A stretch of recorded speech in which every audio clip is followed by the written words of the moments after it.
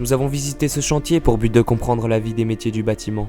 Cette journée a été organisée pour toute personne intéressée. C'était pour nous l'opportunité de découvrir un chantier dans des conditions réelles. Rencontrer des professionnels, comprendre les étapes d'un chantier. La visite constitue une étape conseil pour compléter la découverte de leur métier et leur formation. Pour débuter, on a rencontré une personne qui travaille dans la prévention du bâtiment, contrôle la sécurité, les soins, etc. C'est un médecin du travail, mais spécialisé que dans le TP et les bâtiments. Après, nous sommes montés à l'étage, puis on a continué la visite. Un bénévole nous a gentiment expliqué le fonctionnement du toit. Il nous a aussi dévoilé une astuce pour ne pas avoir d'inondation sur un toit. Incliner le toit légèrement et lui donner un aspect plat, pour rendre le bâtiment esthétique mais aussi intelligent. Puis après, nous sommes allés voir l'entreprise Socad, qui est une entreprise d'aménagement durable. Ce métier était présenté par 2 femmes. Cela prouve que le métier du bâtiment ne sont pas que pour les hommes.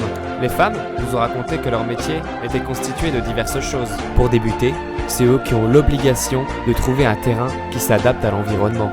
L'aménagement du territoire se propose de substituer un nouvel ordre à l'ancien, de créer une meilleure disposition, une meilleure répartition dans l'espace de ce qui constitue les éléments du fonctionnement d'une société, meilleure par rapport au but, c'est-à-dire non seulement à des fins économiques, et davantage encore plus le bien-être et l'épanouissement de la population. Termes vagues, mais qui définissent néanmoins clairement la finalité sociale, humaine de l'aménagement du territoire.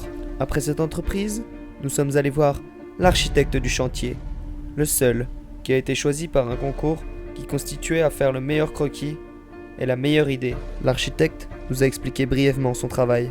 Professionnel de haut niveau d'études, il doit avoir des connaissances très larges. Il s'appuie sur des spécialistes pour spécifier les détails de la réalisation. Après l'architecte, nous sommes allés voir l'entreprise Bonglet, qui est une entreprise très connue. Elle travaille parfois jusqu'à Paris.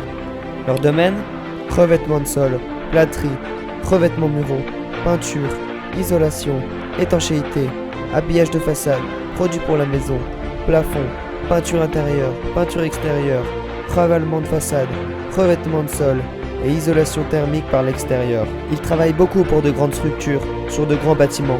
Ils ont même travaillé sur notre lycée. Après cette entreprise, nous sommes allés voir l'entreprise Nouveau, qui faisait des tuiles en zinc. Ils nous ont parlé de différents types de tuiles.